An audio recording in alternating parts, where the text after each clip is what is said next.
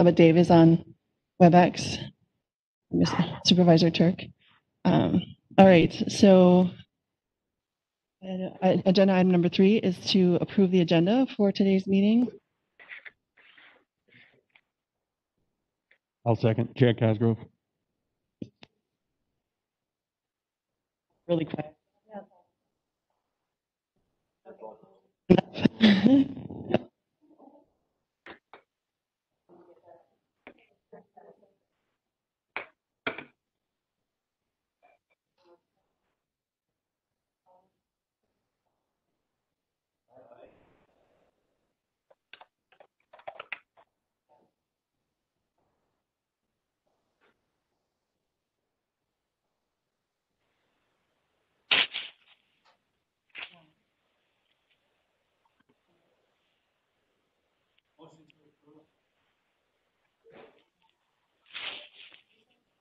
Chad Cosgrove, second.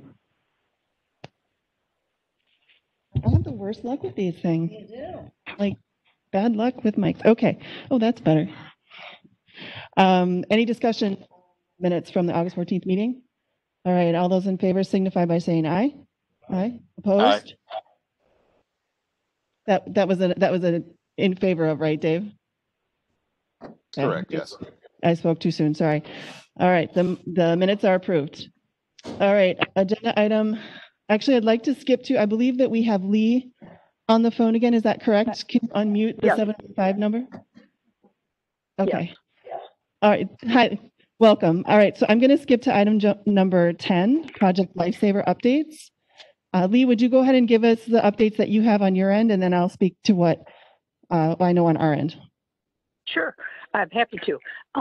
So we have our 501c3 approved that we for somebody that we needed to fall under in order to get some grant dollars, and we're coming under the Hospital Foundation Board. That's all been approved as of Tuesday this week. And we believe that we have all of our funds now pledged to be able to move ahead with the project. And I believe we have a total of $8,500. So next steps on our end are to submit the letter of intent under the sheriff's letterhead. And then there's also an operational agreement to be signed by the sheriff's department. And that just came through to me today from Project Lifesaver. And one thing that needs to be clarified on that is that there's an additional $500 charge if any other agencies are going to be doing training as well. And it's our understanding and intention that the city could also participate in training and be able to join in using the equipment. So I just need to clarify with Project Lifesaver that we have to have the city file a letter of intent to also be trained with the sheriff's department. And then things are set on our end. Okay. So first I have to apologize because this fell off my radar until yesterday. So I only contacted our corporation counsel yesterday to ask him the question about how we proceed as a county. I assume before the sheriff can enter into any agreements, we will need to have our counsel look at all the documents and make sure that everything is agreeable. And I also believe that we as a committee would need to send a resolution to the board to enter into this agreement with this nonprofit.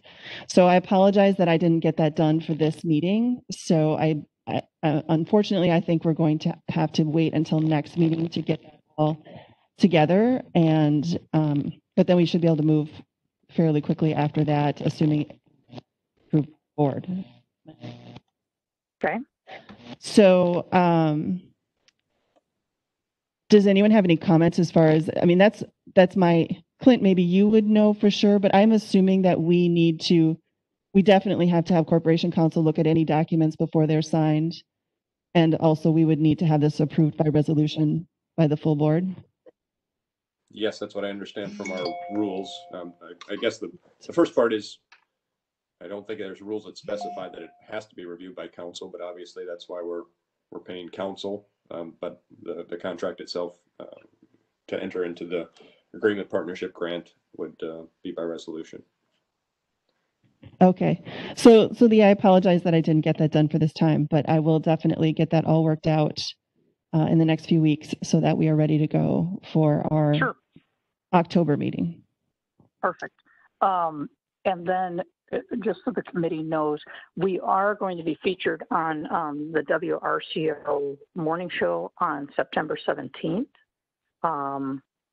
And we can just not say what agency we'll be working with, but we are going to talk about the equipment coming and the technology being available.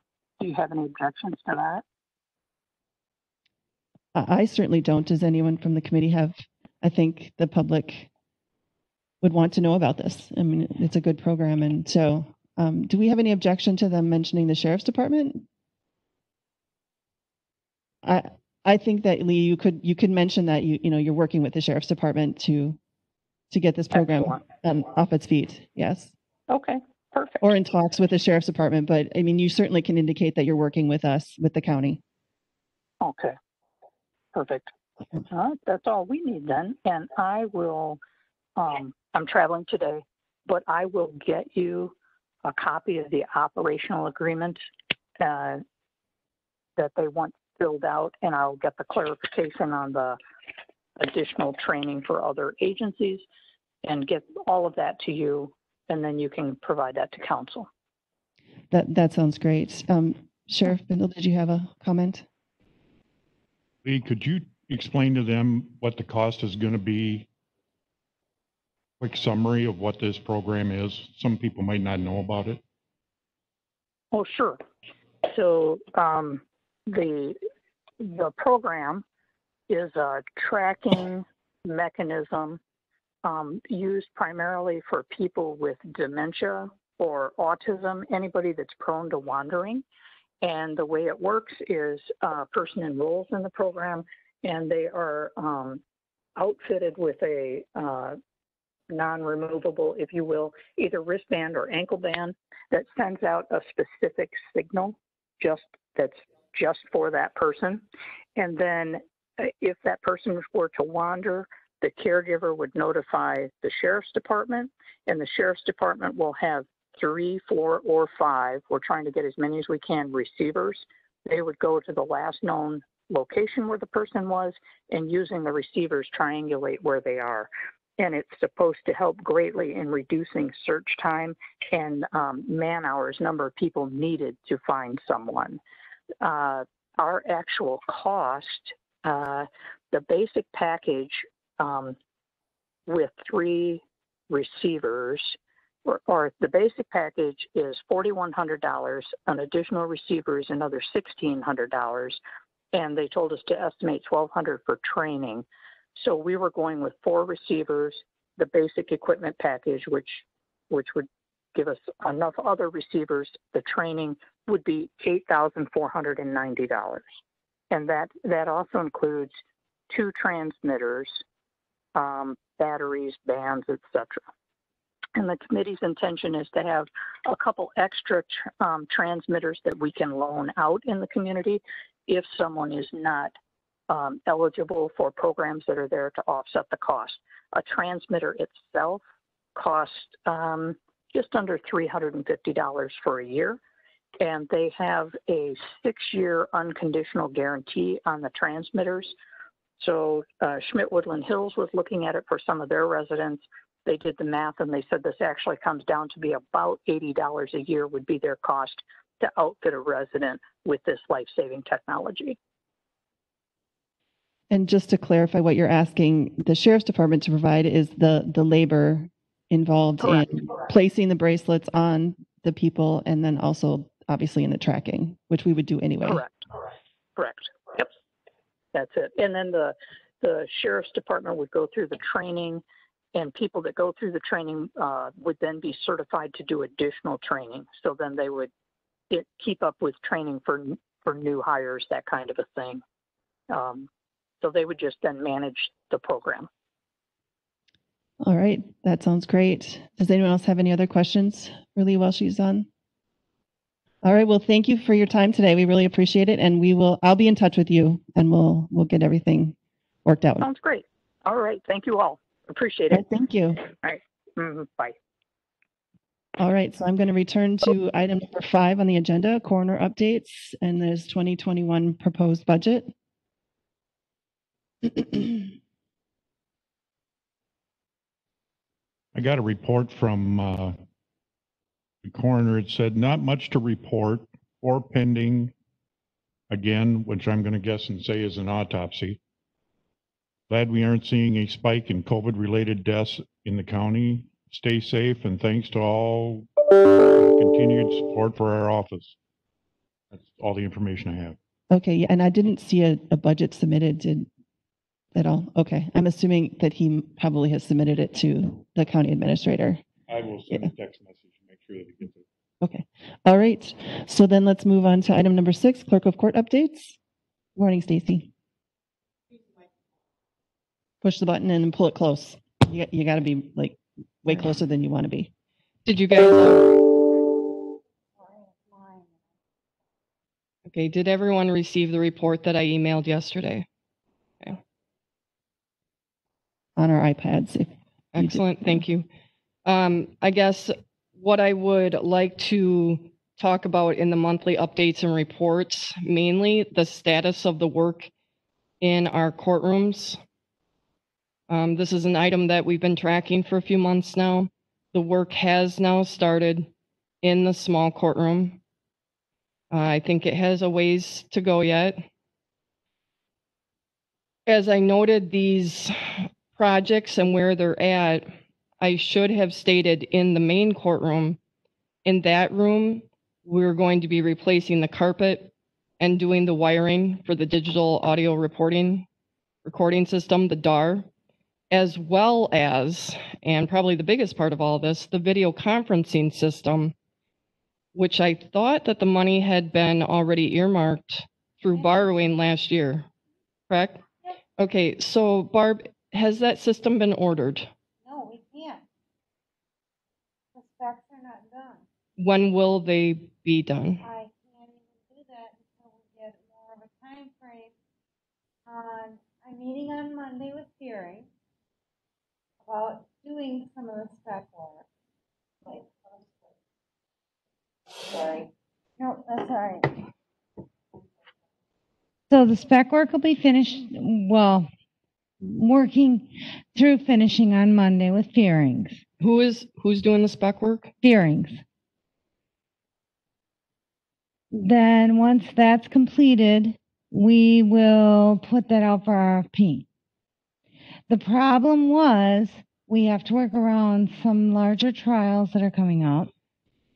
Okay, so this is, I'm sorry not to cut you off there, but this is where we're at in the court. So the judges and attorneys, they know that there are some large trials that are scheduled.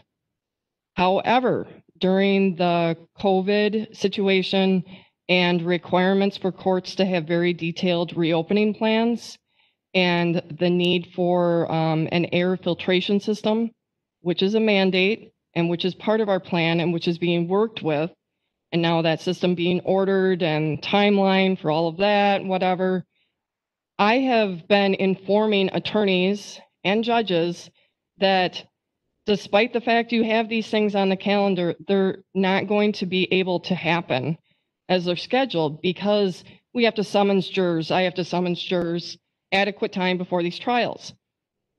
The district court administrator called me a couple weeks ago and said, what's the status of your court's reopening plan? Does your county have this air filtration system in?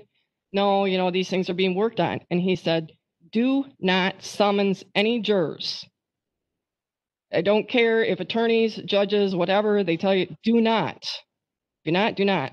until these things are in place. And so realistically, I think that anything that's on the calendar for this fall is going to have to be moved into next year. Some of these matters have been moved at least once, including a very large trial. And we need to know, since, I mean, realistically, we all know there's not going to be a trial this fall. So my concern is that we're using the next 3 months very judiciously and getting all of these projects done so that when these judges reset these trials, these are firm dates. Because it's not cool to be, if you are a party in a case, you're the victim, you're the attorneys preparing, to be preparing for things that can't happen once they're reset. You really need to know. And the person that they come back to, I end up being the soundpost for all of these complaints.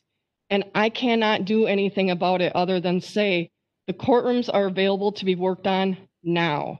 They've been available the last several months to be worked on. I really hope that all of these things, that we can get a timeline and we can finish all of these projects by the end of this year, so that I can be telling Judge Rude from Vernon County, Judge Ryder from Crawford County, and Judge Sharp in this county, all of whom need to be able to reset and hold these trials, that's when they're going to happen. So, is there a way that we can set a firm timeline to get all of these things done, and that the contractors who do them also understand the urgency of these projects and that we need to get them done? We have had the availability for people to be in the courtrooms doing this stuff, and only until now have these things started. And I guess we really need to buckle down and get them done. So, we were only given permission to start, if you remember, in August. It's September, and I have pictures of the progress. If the committee's interested, I'll be happy to put them up there. It's well underway. I'm not sure Stacy's interpretation of mine are a little different. I will push to make it happen by the end of the year. I can't guarantee you. Remember, everybody's going through COVID, not just Richland County, not just Wisconsin. It's a national, worldwide thing. So to say we're going to tell the vendors it'll be done, sometimes good luck is a good word, because the equipment is in high demand, because everybody is going to virtual world, which includes video conferencing. We will do our very best to get it done by the end of the year. I am not going to sit here and promise something I can't guarantee, because I can't control the vendors. I can't control the product availability. and as far as the jury timeline, just assume, and I will notify every attorney who's on in November, who's on in December, I've already done October's, and say, these cannot happen because our courtrooms are under construction and our plan is not complete and all of these things are pending. But if I do that, then some of these judges and attorneys have reset their matters for January. And from what I'm hearing, it sounds like that might be a problem. Okay, because what I just heard you say is I had until January. So I think I need you to send me an email with specifically when you want us to aim for, because I think I'm the end of the confused. year. I would like to have these projects done by the end of the year. Okay. Well, and if I can chime in, as has been happening, this is Jennifer, across the state, they've been changing venues for jury trials because courthouses just can't be up and running. They've had them in gyms and they've had them in a variety of places. So if we can't get it done, then we're going to have to start looking for other areas, and that's going to create some other complications as well.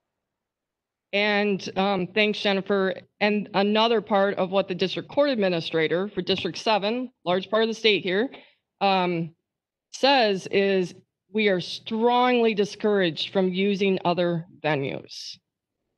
So while, yeah, that is a possibility, throughout the state, we are being strongly discouraged from doing that. It's best if we can hold it here and have our own plan. And I don't want to say that there's liability issues for having other venues, but I'm guessing that maybe makes things a little messier.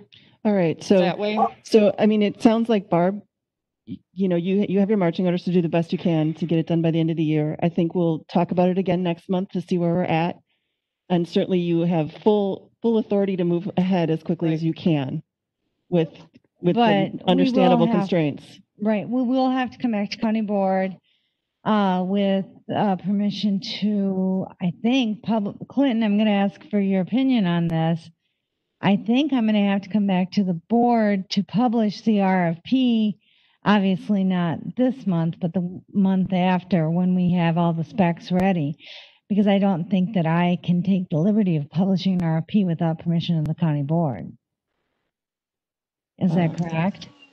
I think we can move forward with a RFP. I don't know in the rules where it says we can't issue out an RFP. It just, with the rules, it's limited to doing the public improvements and the contracts and those types of things. So I think we can move forward with an RFP. Okay, From, so we'll from what get I've that. seen. Okay, so we'll get that done. I know it'll have to follow the Fair Labor Act because it'll be over 25,000. Right. And so we'll have to have the added posted time and the other pieces that go along with it. I very much appreciate everything that everyone is doing on this, and Barb, especially you guys. This is no criticism of that. This is just simply, we really need to get these done. And because I am the point person for jury responsibilities, and so I'm answering to a lot of folks, I'm bringing the jurors in, there's a lot of logistics involved. And you have a lot of logistics, I have a lot of logistics. And so I need to be, when these judges say, okay, fine, Stacy, sounds like we got to reset the trial, how far out? And so, I've been telling them to set them into next year. So they take that to heart and they start setting them in January. Well, now, if we don't have this done, I'm going to have to say, we're still not there. We've got to reset further. That's frustrating to a lot of people. And there are a lot of counties that are doing jury trials now. Grant County's been doing them, quite. Right. All right. So it's time for us to get moving. And so I think we all, like we all feel the urgency. So we'll keep it on the agenda. I'll touch base with Barb throughout the month just to make sure, see where things are at, and we'll get that RFP going. I think that's the best we can do right now, and keep on top of the contractors in the small courtroom, I guess, too. Yeah, we see the progress they're doing. It just, once they start, when whatever starts in a large courtroom, we need that with urgency. Okay. Also, and very quickly in your report, you did talk about having some issues in the courthouse with creatures showing up like bats, mice, and water. So has that been brought to property? Is that where that's headed? I asked for that to be on the next property agenda. I hope that it will. Okay, because that's really more there. Right, but I want you all to be aware of it. Right. And it's not just a now and then thing, and it's really getting ridiculous. And the amount of water, it's causing a lot of damage in parts. There's like 3 large holes now where the ceiling has fallen down in the law library. Okay. So I think there must be a roof issue. Well, I know there is. Randy took me up in the attic. There's about a fist-size hole up there that he plugged with some spray foam, because that's also where the bats were coming in.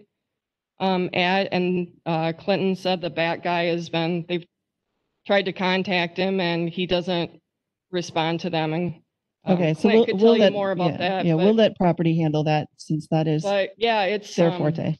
I wouldn't be doing a service to my staff either if I didn't mention it, because it's not great working with bats in your office and your workspaces, and their crap all the time. Right. No, I completely understand. Very unusual. I think it's a very unusual thing, and I don't think it's acceptable. And I'm, right. Somebody needs to say something. So obviously, if property, if you feel like you're not getting what you need from property, you can bring it back to us. But I'll make sure I follow through on it. Thanks. Yeah. Did you have no. And then I attached my budget that I've submitted to Derek and Clint in late August. And those are pages, I think it starts on page 15 for you guys, to be able to review and just kind of see where we are, what is involved in the spending that is part of our 2021 budget, and also the projected revenues for the same budget year. How are you here? The revenues are holding pretty decent. They're not as high as last year at this time. But as far as they're down probably about the same amount that we are down on our expenses.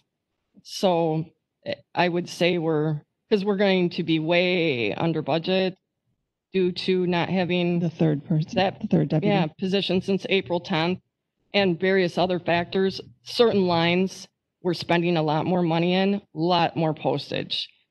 because of having to send out Zoom information to for every single hearing and every single party.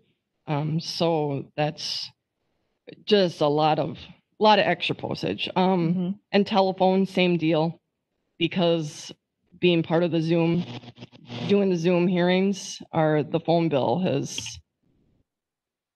long distance phone bill.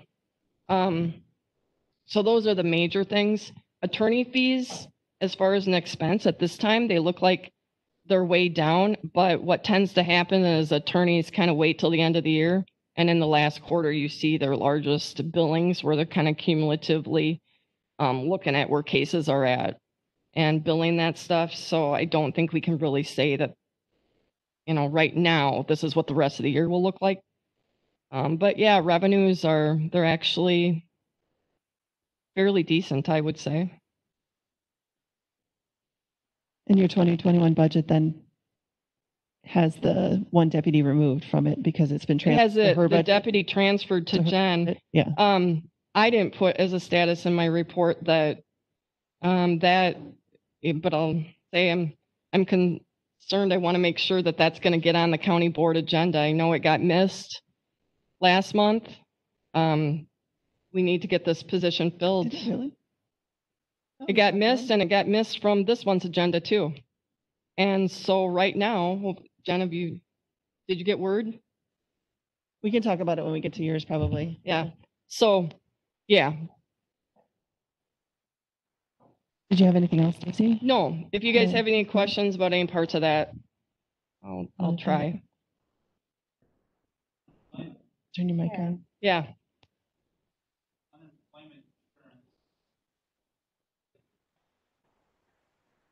Because we didn't have anything budgeted for it, because we didn't know that we were going to be, when I did this budget, when I did the 2020 budget last fall, I didn't know that I'd be letting someone go.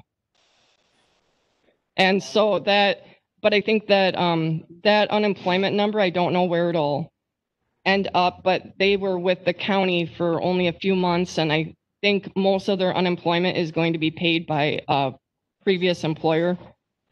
And so, but since we had zero, even $1 would be 9999 over.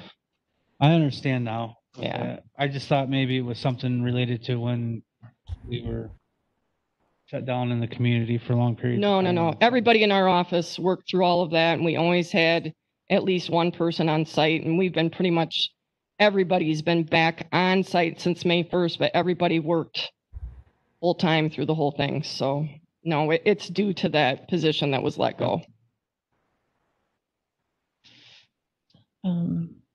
Get back to the agenda.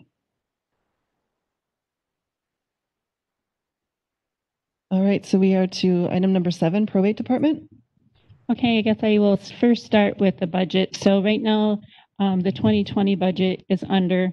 I just will kind of forewarn you that I do anticipate some large attorney fees coming in. There's one particular case that has been a little problematic in placement for juvenile.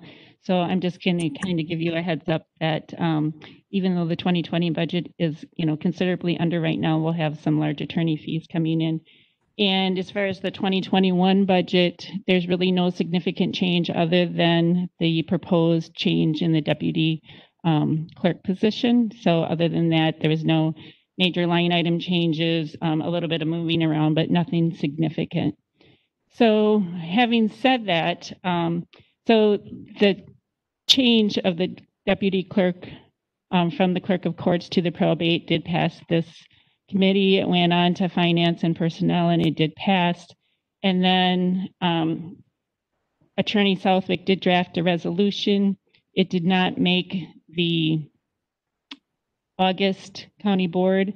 I had wanted to have just the wording to include deputy in there, just a very minor change, but it did not make the August county board agenda, like I said. So then we had Attorney Southwick revise and amend the resolution, and he actually forwarded that amended resolution to Stacy, myself, I believe Victor and Clint on August 31st.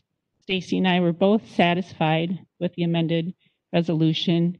And when the county board agenda came out on this last Wednesday, again, it was not on there as an agenda item. So I guess I would really like to express my disappointment and frustration in the process of how this works. So Marty, can I ask, can it be added to the agenda for Tuesday? Could be. I mean, it seems reasonable since it really should have been on August, and to miss another month seems.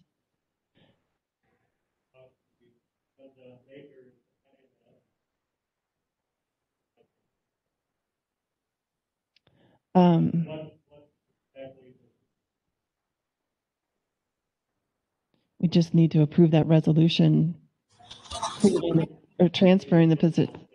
Well, it's transferring the deputy position from Stacy's department to her department. Correct. So what do I need to do? Is that something that can?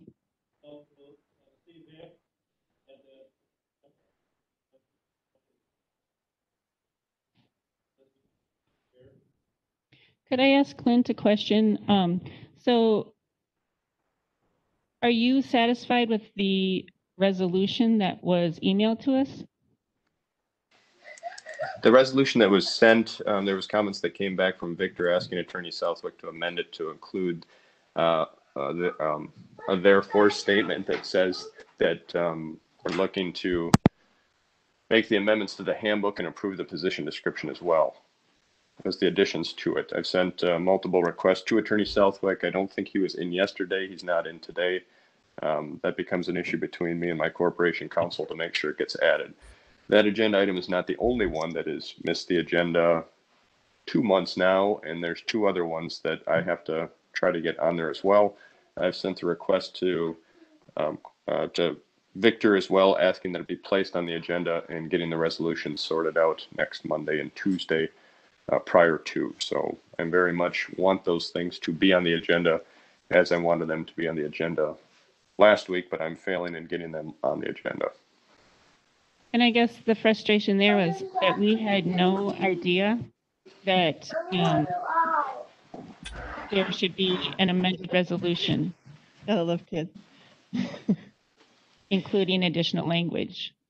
So especially, at the late hour that it is. So there was a resolution, and there was an amended resolution, and then at that time, there was then additional language requested, which we were not aware of until actually yesterday. Okay. So it sounds like Clint has this under control, though, and that we don't need to intervene at this point, that he's working to get this on the agenda as he can. I don't know what else. I guess I would appreciate any effort to make known that you feel that this is urgent. Okay. If it misses the deadline to get on the agenda, it's going to miss another month. And so that would be Monday, 24 hours prior to the meeting, right? Is that it, guys? So I guess, I'm concerned where Attorney Southwick is, we can't reach him. Couldn't reach him yesterday.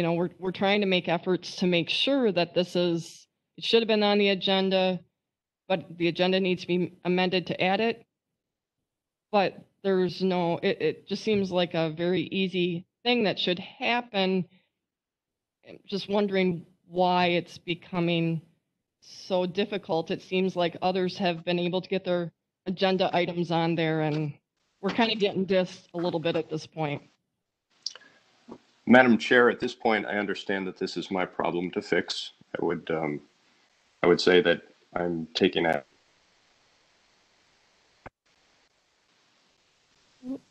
You cut out, Clint. I'm sorry, can you hear me? I would say this is my problem to fix and maneuver on. I have every intention to get it onto the agenda. I don't know past this point what I can say. Again, I take responsibility in my role of making sure that it wasn't on last month. And I share equal frustrations that it hasn't arrived on the agenda as of right now. Okay. Thank you. Yes, thank you, Clint. Did you have anything else that you, Not at this time. If there's, I guess the only other thing I would like to express, just going back a little bit on the courtroom thing, I would just like to remind, I know some of you are new to this committee, but others are not, but the video conferencing and the DAR equipment were subjects of conversation and budget items at this committee level far before COVID became an issue. Mhm. And so I just wanted to make you aware, for those that are new, that Judge Sharp had expressed frustration with our video conferencing long ago, and because it was such an expensive item, it was put on hold. We needed to budget.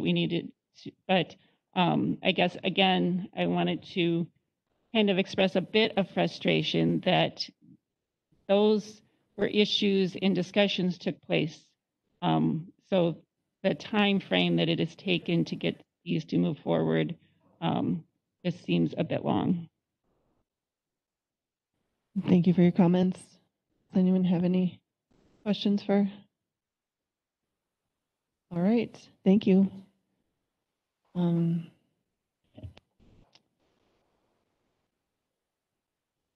iPad's not working. There we go. All right. So now we are to number 8, District Attorney update. Hi, friends. It's Jennifer. Hello. Hello, can you hear me? Yes, we can hear you. Okay. Right. So, one, I sent the budget. I emailed what I had sent to Clint to you all. It's not very exciting. It's actually a little bit less, believe it or not. I do like the new format in that it shows how more than 90% of the costs of running my office go to salaries and budget. I have less than $10,000 in to pay for paper clips and pencils and postage and that kind of thing. But really nothing has much has changed on the bottom line. It's a little less. There's been some changes in the line items in the budget because of the COVID. Mileage is down, obviously, because we are driving less, but that got shifted into jury trial dollars. Jury trials are stacking up. There are some other interesting dynamics about defendants and their attorneys and client control, which suggests to me we will be having more trials. And so I shifted the money to jury trials because we're going to be needing more things where individual jurors can hold exhibits in their own hands rather than exhibits being passed like we've seen for decades on TV. But other than that, there's nothing particularly interesting in my view in the budget.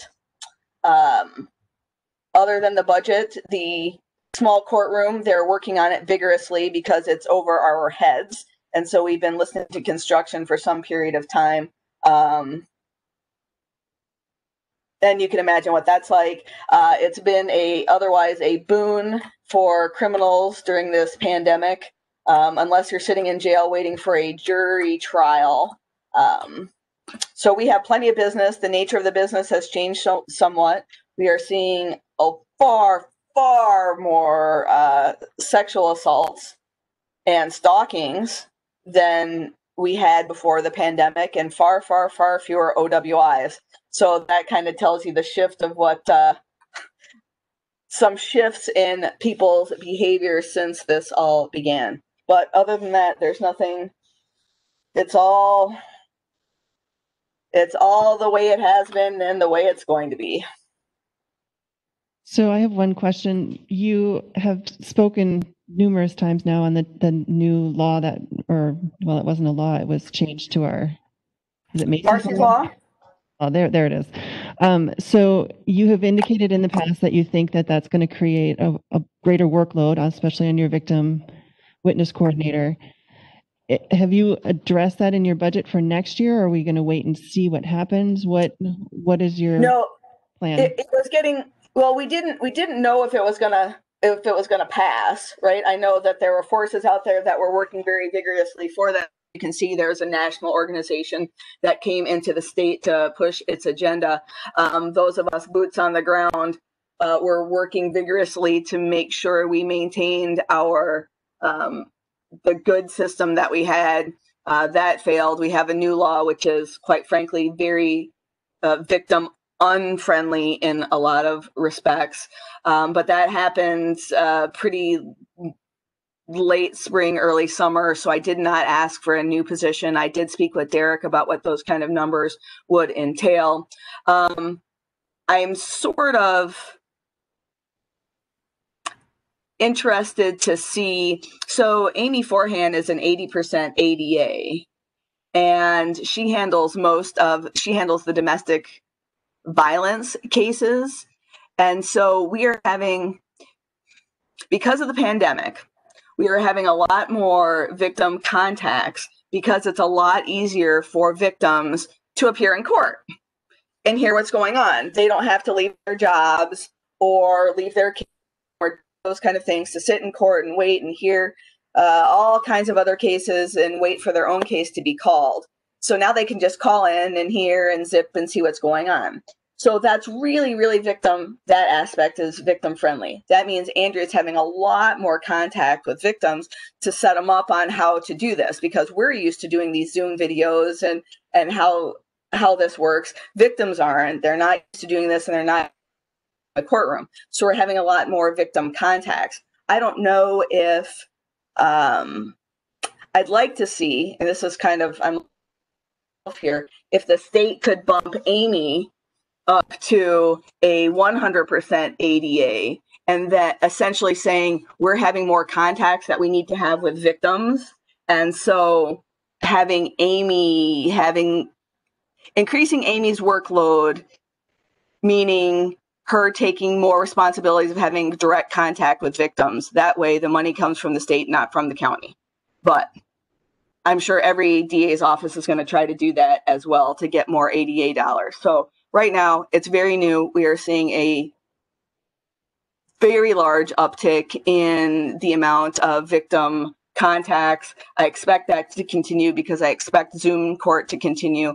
I really think that this is going to be a real shift moving into the future, even if this all gets sorted out and we all end up coming back to court, that there will, here moving forward, the judge will always make an effort to have video available for victims to appear because it is so victim friendly. So this is going to be the long haul. I am having increased victim contacts. We're going to see how it goes. I'm going to see how I can. It's just too new. How about this? I don't know, Melissa. Too new into it. We're looking at it. It is a problem. We're going to see different ways to resolve the problem. You want to talk in your mic? Oh, so your answer, your question was, did you deal with it in your budget? So my answer should have been no. How's that? Jennifer, who would work with child support if the ADA went 100%? Well, there's always been so the ADA position has always been tied to that 20% child support attorney /51 in human services position. That has always been tied together. It doesn't have to be tied together. And I'll let you know that the state's not going to give me any more money for Amy. She's never going to become 100%, but I'm going to go ask so that when they say no, I can come back to this committee and say, hey, I tried to get money from the state and they said no. So, so it's not if in the event an ADA ever became full-time, what would have to be considered was whether or not you wanted to keep Ben and a part-time assistant corp, or just have a full-time assistant corporation counsel who was the county and who could be at the beck and call of all of us who need them at any given time.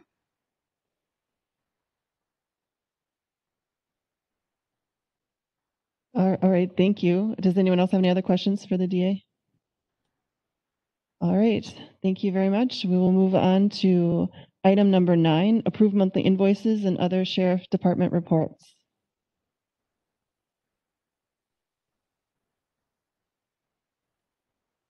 Do we do the bills first?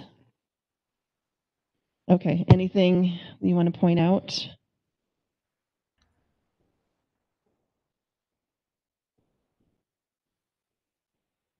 So just for the rest of the committee, so what Amber's been doing is anytime the line item where this bill is being charged to is going negative, she's been bolding that. So you can see there's a few bolded lines there. They're all very small bills that have gone over. So our medical exams have gone over a little bit. Our advertising for hiring, I assume that went over because we've been hiring more than we would like. So we've been advertising more than we would like. And oh, that's the typist. So the workforce development didn't we have $9,000 budgeted for that?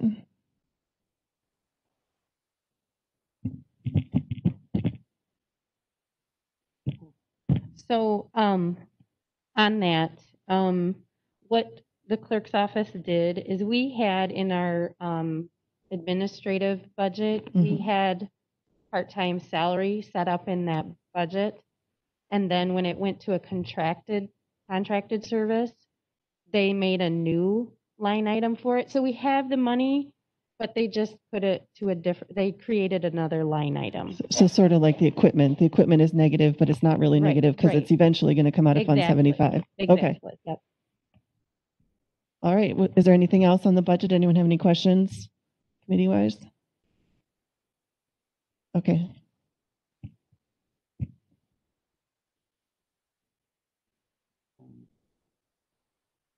I could speak that we're closing in on winter time, so of course we're going to be getting winter tires for all of the squads, so that'll be coming up. And I can see that they're starting. This is what happens. We run through the summer with our tires, and the thought comes that, well, we can save money by stretching these tires out. And my thought is, no, we need to keep the officers safe, give them good tires. So we always try tires out, and we're running into problems right now where some are turning up bald. They're not really bald tires, but they're not safe either. So I've been talking with Bindle Tire, and I've been explaining to him because he tries to save the county money, but there's a handoff here for safety. So I always explain to him, let's get the tires. We'll be fine. So we have money budgeted in every year for that, and we're still doing okay on that Yes. line item? Okay. So, okay, I would entertain a motion to pay the bills if someone was so inclined. I'll move. This is Chad. Motion by Mr. Cosgrove. Carrie Severson seconds. All right, any other discussion? All those in favor signify by saying aye. Aye. Opposed? Oh, opposed? All right, the motion carries to pay the bills.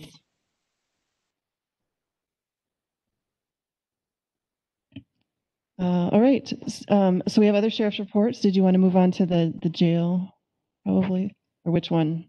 We'll do the sheriff's monthly report. Okay. All right, go for it. As you can see that the jail bookings are down. Average number of, because we've got probation and parole that are coming, bringing people in, and we're being really careful that we're not letting the people that probably should have a job out on Huber. We'll get it right in front of me here.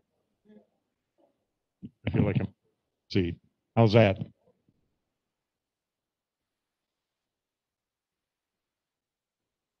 So the people that are on Huber that are in the jail that don't have a job, we're not allowing them to go out and come back nightly. If they get a job, they have to be on EMP so that they can stay out, so that we're not constantly opening up the door and letting people back into the jail because of the COVID-19.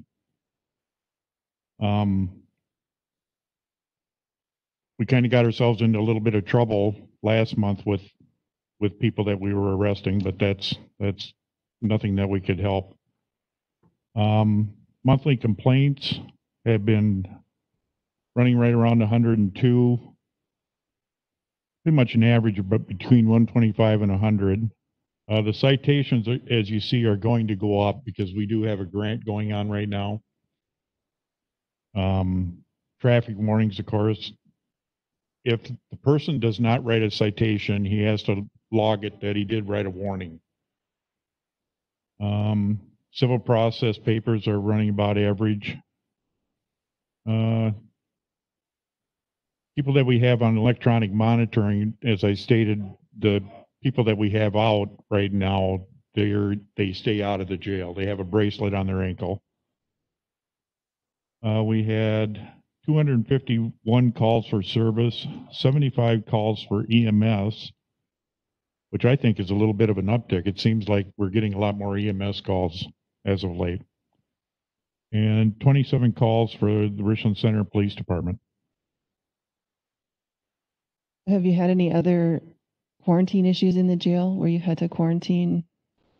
We still do the temperature check, and we have not had any issues that I'm aware of as of late. I mean, our county numbers seem to be going up, but okay. So are they still wearing masks, and the workers wearing masks when you're in your offices and stuff, or? Yes. Okay. We're doing our best to keep it out of the jail. Correct. Right? Okay. I think that's the important part. We really do not want to have it run through the jail. All right. Is there any questions on the sheriff's report? All right. Okay. Thank you. My iPad is freaking out and not letting me go to anything. Failed to fetch directory content. Permission to open it.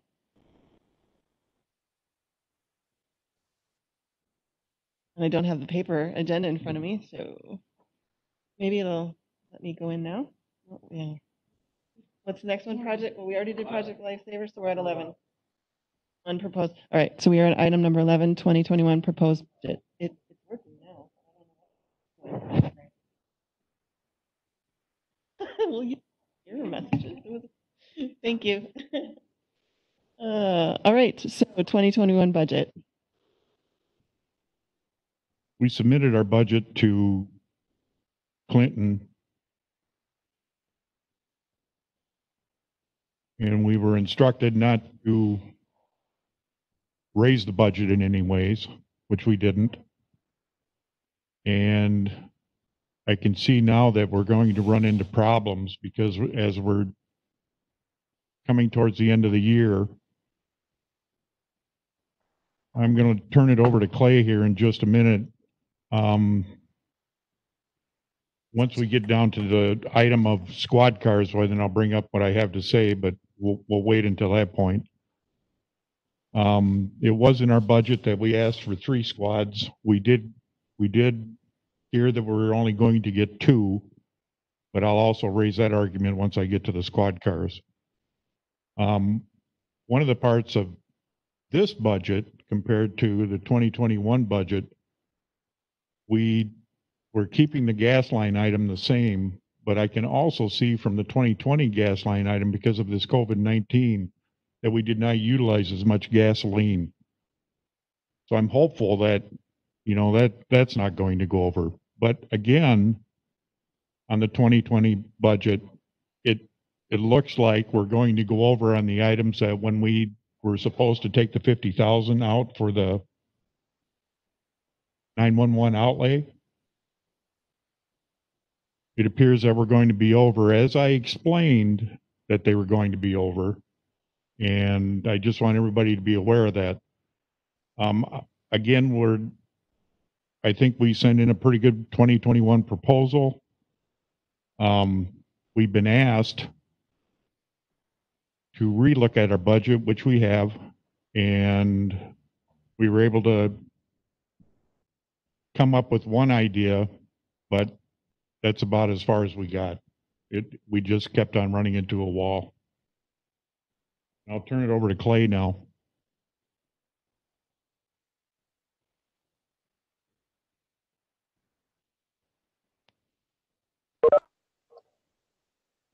I guess I'm not wondering, does anybody have any questions about the budget? Anything we can help answer or clarify on the 2021 budget? So I'm assuming you're continuing to work with the county administrator as far as Yes. communicating with him what, if anything, can be done. I know, we spoke about. Yes, and I did Potential, yeah. take that idea to him, and he took note of it. So that is a possibility that's out there. I'm just not sure exactly the feasibility of it. Right. Just to let everyone know what we're talking about, we had talked about there's some equipment that's in the 2021 budget that could potentially be shifted to a capital expense, but it's equipment that's needed, so it can't be completely cut. So, but that was one potential area that we had kind of looked at for cutting the operational budget of the sheriff's department. 65,000. Madam Chair, this is Clint. Yeah. Yes, go ahead. Yeah, I just wanted to say I did, Chief Porter did reach out to me with that proposal. My concern in the proposal is talked with Chief was the capital outlay, capital improvement project. We're visualizing it as outlays of $5,000 or more. Now that's not to say that every nut and bolt is 5,000. We certainly have things that are kind of packaged together as types of things, but that's kind of the visualization of it. So whether or not this kind of meets the ideas that has been proposed on doing the capital outlay, capital improvement this far becomes a debatable type of a thing. The other part of it too is my concerns on, based on the last finance and personnel meeting, was that there was expression of looking to see what a bigger cut from the bigger levy using departments looks like. And my fears in going into the next Wednesday's meeting is if there's not a as talked about and proposed out, like $100,000 of showing what actual disruption in services has to look like, then I don't want folks on that committee to take like a defensive type posture of thinking that that it wasn't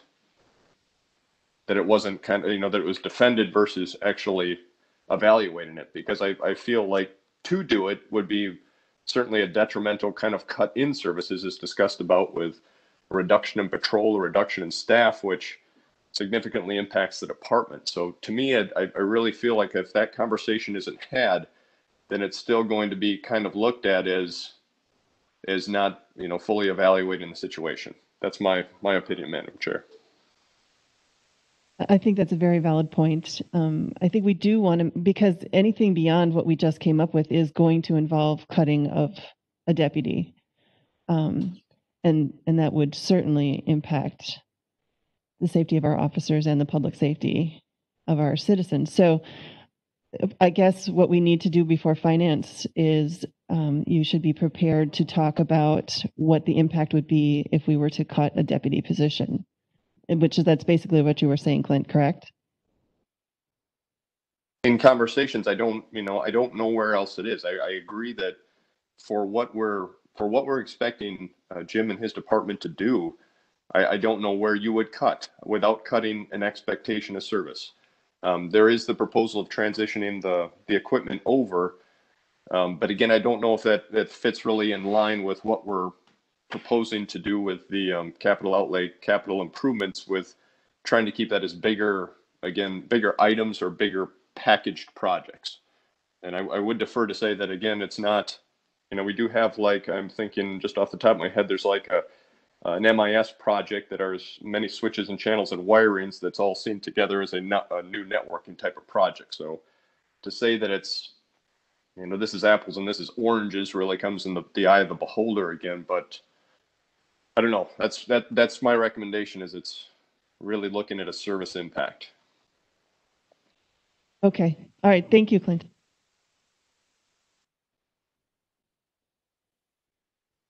Could Clay talk about that? I think just to touch on that, and we have been discussing what the possible implications of losing a patrol staff position would be. The one of the big obvious things is going to be an increase in overtime. It's to say it'll be a complete wash, it's hard to predict what's going to happen throughout a year with staffing. But potentially could be a complete wash in the savings with what the increase in overtime could be. I can't predict the future. Increased burnout. We're going to have to start giving people less vacation, which, I mean, they're contractually obligated to get. And that again leads to increased burnout. Officer safety factor. Less staff on the road means it's not an uncommon occurrence for us just to have 2 people on the road. Even with all our staff, people take vacation, people get hurt, people get sick. It's not uncommon for us to have 2 people covering what is 589 square miles of Richland County, just 2 people. And so when that just becomes the norm because of staffing, we have an increased officer safety risk, but of huge importance, an increased public safety risk because because I would imagine our resources. Would be interested in, like, what does that do to response time? And then that to both of those points, if we have a call in Viola that requires 2 officers, and how do we break away one of those officers? Well, we probably have to pull resources from Vernon County to break one officer loose. And by the time maybe we can safely do that, you're already 30 minutes plus, depending on where the call's at. That's if the other county has a deputy available. That's correct. So it's, if I have a list here of all the different things. I mean, but if you want to look at it from probably the number one standpoint of the taxpayers, public safety. I public safety, officer safety are my top 2 concerns, but there's a whole slew of, we just lost our assigned trooper just retired. Could be a year plus before we get a trooper. That's a resource we use, a very helpful resource that we use. And it's, the state patrol has to fill their interstate positions before they start filling off highway positions. So, it could be a year or more before we get a trooper again. Yeah, we have a young family. We're going to have people taking family leave with new children coming, and we can't predict when that's going to happen. It just happens when it happens. We have a very young department. So, all those things, and it seems like we don't go a year anymore without an officer getting injured in the line of duty. And then you're talking months of being down an officer. So, losing one for this, to try and give back more money to the budget we're putting ourselves in a position where these instances that frequently pop up for us are going to be detrimental. So I do think that what you just presented to us, it will probably be very helpful when the next finance meeting, when we're discussing and making decisions as to where cuts are going to happen, and especially to address some concerns about the bigger departments not making cuts. Yes.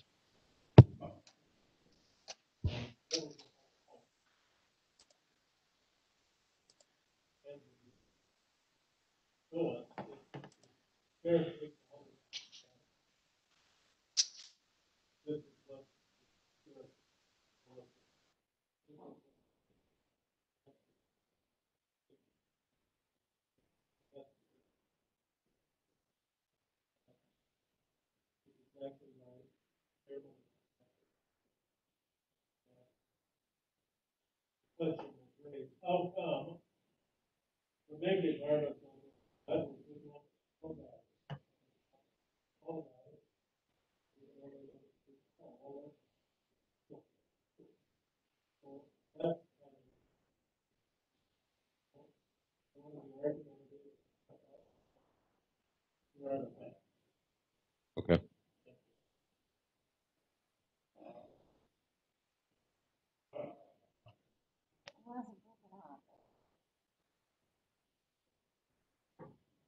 Someday this will all work, right? Perfectly.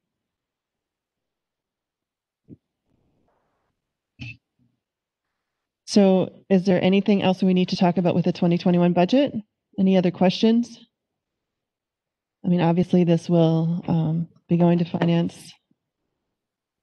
And it'll be a lot of fun. Anyone who wants to join. All right. So we are to number 12, AED bids. So just to remind everyone, we did get $25,000 in the capital borrowing from tier for 2020 to get AEDs for all of our squads and the jail. And so Clay. So at the last meeting, I wasn't exactly prepared. I was able to go and get another quote. And talking with Darren Gudgeon, it looks as if Richland EMS is going to be switching to physio control monitors. And I wanted, if I could, to get AEDs that would be compatible with our EMS services monitors. That way, if they were to roll up on a scene and we had already applied pads and all that stuff, they could just unplug our AED, plug it into their monitor, and go with it. So in doing that, I was able to get bids, a bid for a Physio Control AED. It's the Physio Control LifePak CR2. And I emailed you those bids, or that quote, and it actually saved us roughly about $3,000 over the Zoll defibrillators. Part of that savings came from these Physio Control ones come in their own hard case. And we were ordering a separate hard case for the Zoll one. Another part of the savings is with this Physio Control AED, we're able to just press a button for pediatrics versus applying a different set of pads for pediatrics. So it's the same pads, so we don't need as many pads. Instead of having a pad for adult and a pad for pediatric, we just have one pad and we press a button if it's a pediatric patient. Did you ask for bids from more than one source?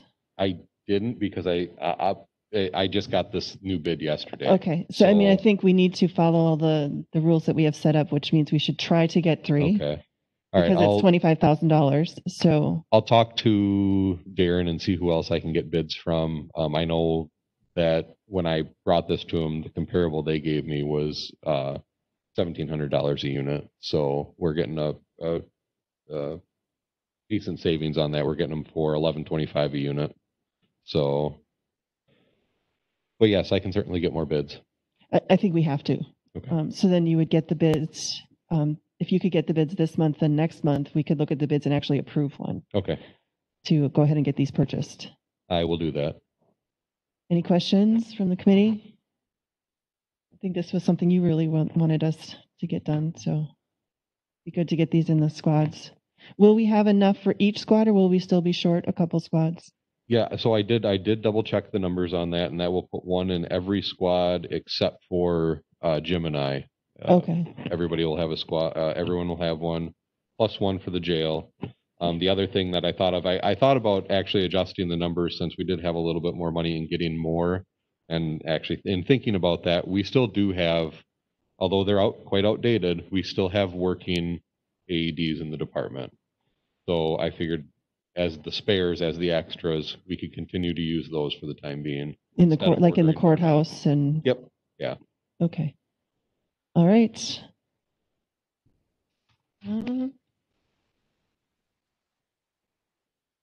So item number 13, discussion on rescue task force.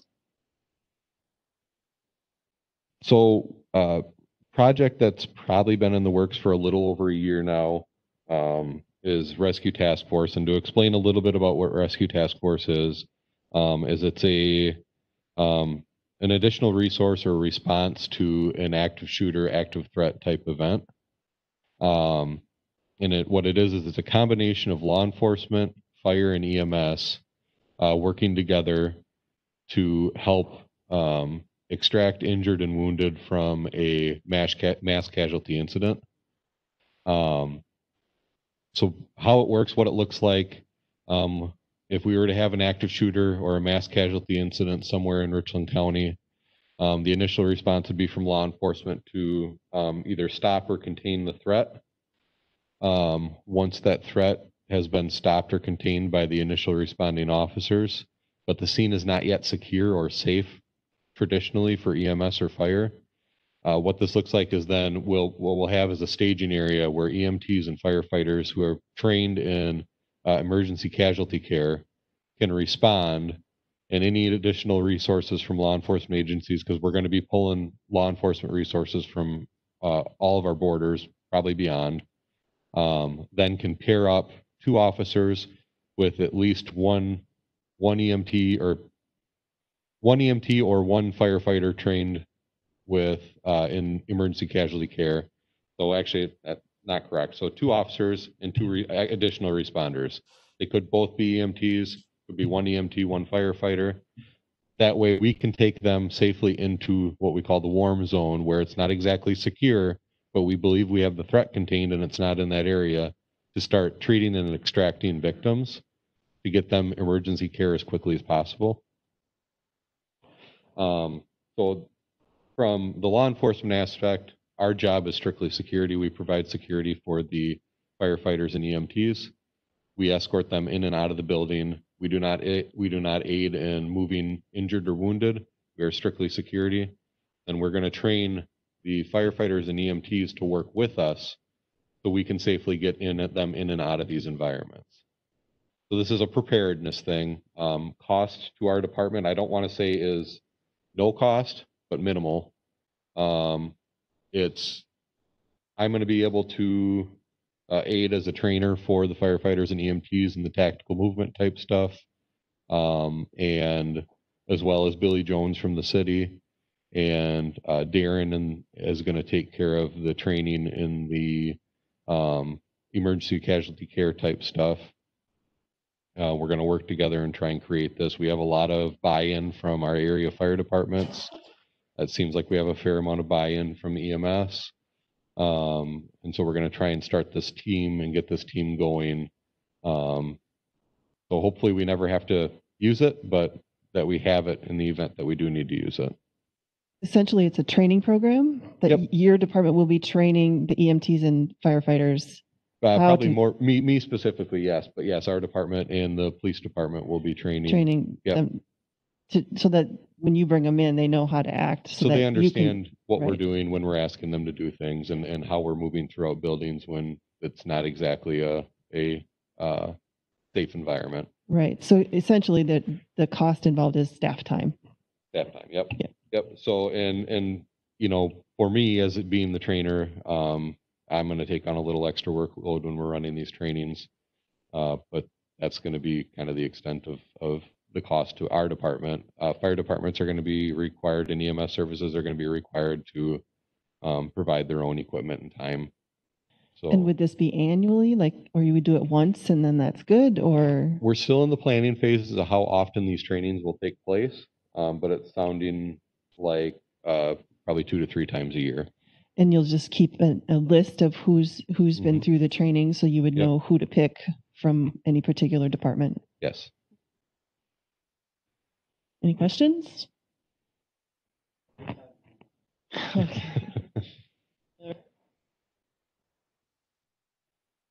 And I believe we are to item number 14, radio tower project update.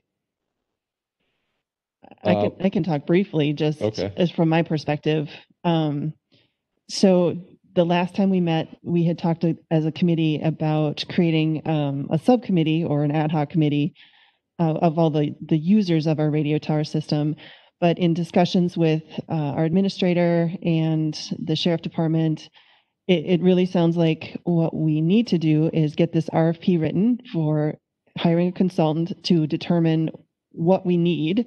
And in that process, that consultant would make sure they're speaking with all of the users at the beginning, in the middle, and at the end of the project. And this is the design, this would be the design part of the project, figuring out what we need and where we would have to put towers. So that's where we at. So we decided we did not need to form that committee because we would let the consultant do that work. And it would be in the proposal or in the contract that the consultant signs. It would indicate that we need to make sure that person is in touch with all the users so that we've identified and discussed any concerns or just what their needs are and what their expectations are. So that's my take on it. Yeah, I would agree, and I think Clint, it looks like he has a good timeline set up for the bid process, and so it looks like I think we're in a good position to move forward with it. Just getting those final details put together for it. Yeah, and I would definitely encourage, because as we've discussed in the past, this is just the design part. We then will have to come and get the money to actually do the project. And the concern is we don't want to spend the money to do this design and then not actually be able to do the project. So I think it's upon all of us to make sure that the public understands and our board supervisors understand the importance of this. I know we did get letters from all the fire chiefs last year. I think it was early 2019 that we got those letter expressing their concern with the issues we have with our communication system in this county. So I think it's going to be on all of us to make sure we're making sure that everyone is aware that this is not going to be cheap. We're going to need public support. It's going to cost the taxpayers. It's going to cost all of us in order to get this done, but it's incredibly important. So I just wanted to make sure, that we're all doing our part in spreading the word about what this actually entails. And yeah, so. I hear your concern on that, and I guess my thoughts on this. I don't think the county can afford for this not to go. I mean, the radio system has failed. It's going to continue to fail, and it's a detriment to the taxpayers if it continues to fail like it has, and it will. I had at one point asked the former chief deputy. What was that? I had at one point asked the previous chief deputy to kind of keep track of how often it fails and what happens. So I don't know if you can find that, if he actually had that. I can look. But I think we should be keeping track of just how often we've talked about it in our minutes, so we can sort of figure out how much, because bills come through every time we have to try to duct tape that thing together, some tower together. So I think it is important to just to make sure we can actually say, well, this is how many times it failed. This is what happened. This is how we fixed it, the Band-Aid that we did. But so I think that it's worth the time to actually document that. I agree. Because it is a public safety issue. Yep, I agree. Yeah. All right. All right. Anything further on the radio tower? All right. So we are to item number 15, mapping radio system and squad update. Yes, go ahead. Barb, the information that we were working just this past week, is that closer to the RFP going out? We are. No, we didn't think it was. We need plug-in. Because Clinton was correcting the paperwork as we went, and I was under at least I understood it, that this was what we were searching for. We're getting very close to that. We still have to finish with the inventory. That's not quite completed. And once we get that, we are through that document that we reviewed. And so then I think that Clinton had to come back to this committee to get approval next month, was on that timeline. So yesterday I found something that I'd been sent that I think it was included with the letters that we got from the firefighters. I sent it to you yesterday where it was an additional list. So when we were going through who the radio tower is, the list that I'd been given that had more on it than what we had talked about. So I had forwarded that to Clay and Clint, and I just wanted to make sure when you were talking about the numbers of how many different users there are, that we didn't forget. Because like Reedstown, I don't think we talked about Reedstown that day. But Reedstown was on this list. So I don't know how accurate the list is, but it was a list that I was given. I don't think Reedstown's ever used our towers. I would hate to say that they've never used it, but they're definitely not one of our regular users. If we weren't going to include Avoca, why would we include Reedstown would be my answer. My point just being that it was a full page of names and of entities, and I just want to make sure that if we need to include them, that we do. So Okay. Because of those people coming into our county to assist us or assist a certain agency during certain That they would times, use that the they mi- would might the use the radio. radio to make communication with fire command, EMS command, sheriff's command, whatever. I can forward you the list of what we're talking about. That's my only thing why that would be on there. Oh, hello. Swear that wasn't me. So, okay. I mean, Clay, will you just, if there's anything on there that wasn't included that should, I just happened to look at it and it was a really long list and it was longer than what we had talked about. So, okay.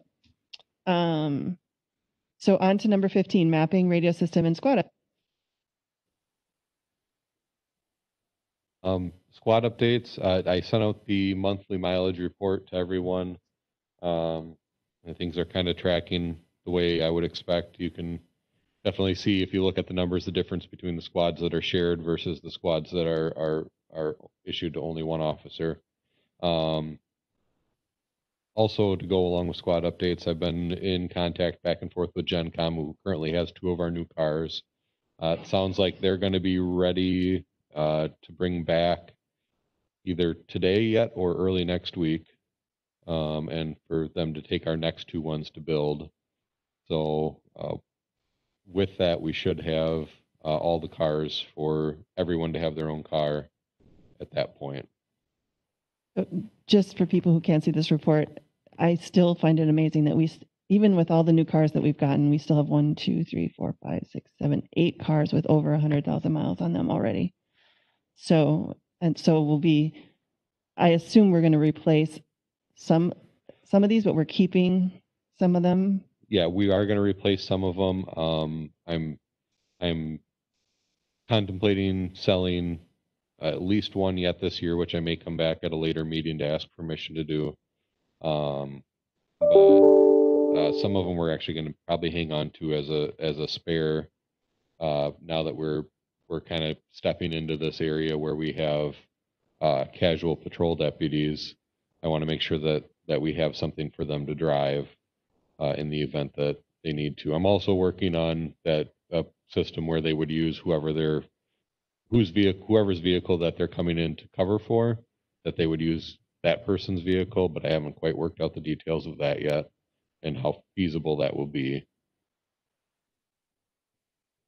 Okay. Did you have any updates as far as the radio system or mapping, or is our new 911?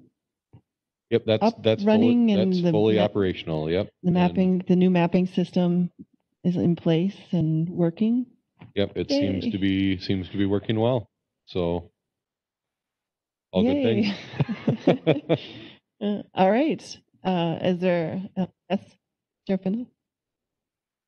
Going back to the squads, if you look at the numbers and you made the point that there's high mileage, what I want you to do is look at the mileage that is closing in on 100,000 and add those numbers in as well. So when I looked at this, I was sitting there saying, you know what? We need to ask for 3 squads for 2021. And now you see why I was asking for the 3 squads. I just wanted to bring that point out so that you understood that we're not asking for a whole lot more. I should be asking for 4. Yeah, I see there's one at 80,000 and one at 96. Are those I see 2 that you're referring to? Yeah. Exactly. So we'll be able to replace those 2, but any other ones, yeah. But if I don't replace him, the mileage adds up and we get right into the same pickle that we were when I first took over as sheriff. We didn't have any squads. And all the squads that we did have were over 100,000 miles. Right. And that's what's going to happen here, because now if we don't replace those squads 2 years down the road, look at the numbers that are going to come up now over 100,000. So you got to project out instead of just looking at the numbers that you see right in front of you. You have to look at what's going to happen next year and the year after, if we don't get those squads. No, I totally understand. But when you're looking at the budget as a whole, the county budget as a whole, it's just really, there's no good choices. But it always seems that, you know, the reference comes up that, well, the sheriff's department gets all these squads. It does. There's a reason for that. And I hope that everybody here understands that. Yeah, I think this mileage report makes it very clear that we do not have, we're not running all brand new cars. You know, more than half of them have over 100,000 miles right now. And we're working at it, we're chipping away, but we're still not where we want to be. Correct. Yes, understood. Understood. All right, is there anything else on mapping radio system or squad updates? All right, then we are to number 16. So I just wanted to talk before we adjourn to our next meeting. I just wanted to ask, would it be easier if we just did this by Zoom rather than sitting here with masks on? Or, and I feel a little bit bad about making tech set up all this stuff, but I just wanted to get kind of a feel from the committee members, and I mean, I'm okay with doing it this way since we're spread out, we're wearing masks.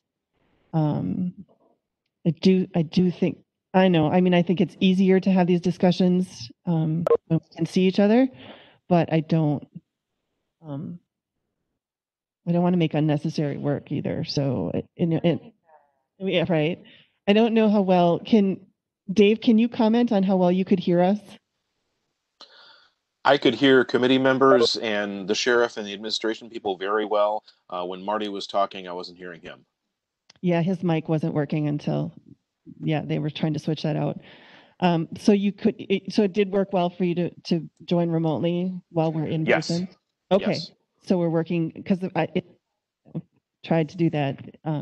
Sometimes it was very difficult to hear. So, all right, so I guess we will adjourn to the next meeting. We'll do the same thing. We'll do it in person for who can make it, and we'll do remote, but we'll also have remote access, just for your information. All right, I would entertain a motion to adjourn. Moves. Dave will second. All right, all those in favor signify by saying aye. Aye. Aye. Opposed? All right, we are adjourned. Thank you.